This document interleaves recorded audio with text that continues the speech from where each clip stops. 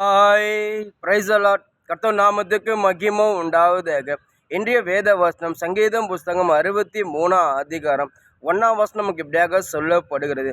தேவனே, நீர் என்னுடைய தேவன், அதிகாலமே உம்மை தேடுகிறேன்.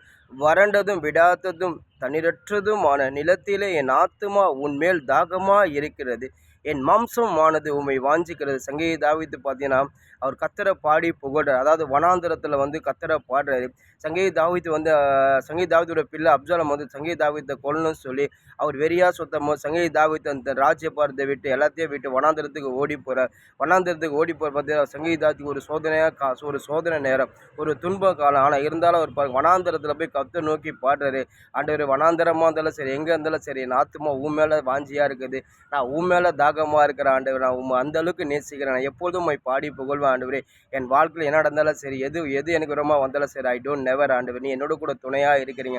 நீங்கள் என்னை ஒருபோதும் கைவிட மாட்டேன்னு சொல்லி அதிகாலை கர்த்தர் நோக்கி சங்கீத தாவீதை தேடுறார். அது மட்டும் இந்த வசனத்தில் சொல்லி, என் ஜீவனை பார்க்கல உமது கிருபை மேலானது ஆடுது. உம்முடைய கிருபை என்னை காக்குது. உங்கள் கிருபை இல்லைன்னா ஆண்டவர் என் சொந்த பிள்ளையை என்னை கொண்டு இருப்பான். நீங்கள் என்னை ஒருபோதும் கைவிடாமல் என்னை பாதுகாக்கிற தேவனாக சொல்லி அவர் வனாந்தரத்தில் போய் கர்த்தரை பாடி புகழ்றாரு. அதிகாலமே கர்த்தரை தேடுறாரு. சங்கீத தாவீது வாழ்க்கையில் பார்த்தீங்கன்னா கர்த்தரை ஒருபோது சங்கீத தாவீது விடவே இல்லை. ஏன்னா சங்கீத தாவீது ஒன்று செஞ்சார். கர்த்தரை அவர் ஒருபோது விடவே இல்லை. எந்த சூழ்நிலை சரி, அவர் கர்த்தர் மேலே வச்ச நம்பிக்கை, கர்த்தர் மேலே வச்ச விசுவாசமும் சரி, கர்த்தரை தேடுதல சங்கீத தாவீதை அச்சிக்க முடியாது. ஏன்னா அந்த அளவுக்கு அவர் அதிகாலை தேடுவார். தேவ சமூகத்தில் வாஞ்சியாக இருப்பார். எந்த சூழ்நிலை சரி, கர்த்தர் மேலே ஜெபம் அந்த நேரமும் ஜெபிச்சுனே இருப்பார். கர்த்தரை பாடினே இருப்பார். கர்த்தரை துதிச்சுனே இருப்பார். அந்த துதியெல்லாம் அந்த ஜெபமும் அவரோட வேதத்தை வாசிக்கிறத பார்த்தீங்கன்னா, அது கர்த்தர் எந்த அளவுக்கு அவர் தேடினார். கர்த்தர் அந்த அளவுக்கு கைவிடவே இல்லை. அவருக்கு விரோதமாக அநேக சத்துருக்கள் எழும்பி வந்தாங்க. யாருமே எதுவுமே செய்ய முடியல. சொந்த மகன் அப்சலோம் எழும்பி வந்தார். அவரால் ஒன்றுமே செய்ய முடியல.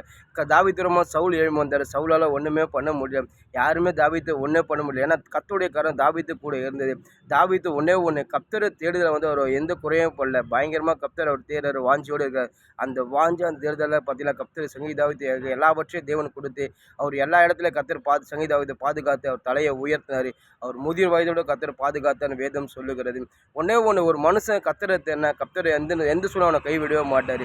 இன்றைக்கி நம்மளோட வாழ்க்கை நம்ம ஆண்டோடையே பிள்ளையாக இருக்கும்போது நம்ம கர்த்தரை நம்ம எந்த அளவுக்கு நம்ம தேடுறோமோ, கர்த்தர் நம்ம எந்த அளவுக்கு நம்ம அவர் மேலே வாஞ்சியாக இருக்கிறோமோ, நம்ம எந்த அளவுக்கு ஏசப்பா மேலே நம்ம எவ்வளோ தாகமாக இருக்குமோ, அந்த தாகத்துக்கு ஏற்ற போல் ஏசப்பா நம்ம ஜீவ தண்ணீரை ஊற்றி அந்த தாகத்துக்கு எல்லாம் ஏற்ற போல் ஏசப்பா எல்லாவற்றையும் கொடுப்பாரு. ஏன்னா ஒரு மனுஷன் மேலே நம்ம எந்த வாஞ்சி இருக்கும்போது, நம்ம அவங்க மேலே தாகமாக இருக்கும்போது, ஒரு நாள் அந்த மனுஷன் நம்ம எல்லாவற்றிலும் சரியாமாத்திட்டு போயிடுவாங்க. அந்த மனுஷன் நம்மளை கைவிட்டு போயிடுவாங்க. ஆனால் ஏசப்பா மேலே நம்ம உண்மையாக நம்ம அன்பு செலுத்தும் போது, நம்ம அவர் மேலே வாஞ்சியாக இருக்கும்போது, ஏசப்பா எந்த சூழ்நிலை சரி உங்களை கைவிடவே மாட்டார்.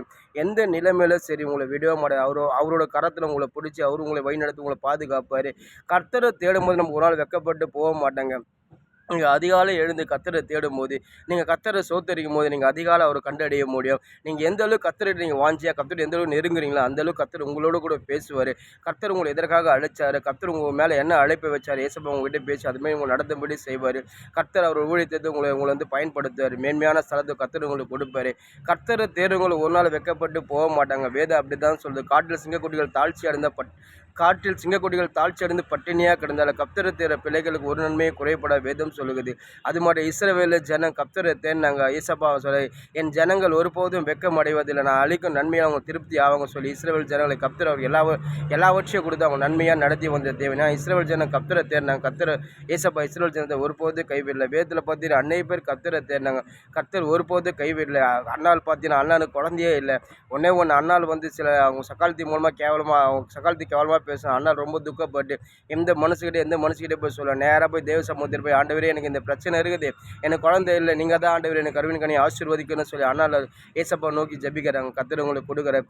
அநேக பேர் பார்த்தீங்கன்னா கர்த்தர் நோக்கி ஜெபிக்கிறாங்க. அந்த ஜெபத்தில் கர்த்தர் பதில் கொடுக்குறாங்க. ஏன்னா அவங்களாம் கர்த்தர் மேலே வாஞ்சியாக கர்த்தர் மேலே தாகமாக இருந்தாங்க.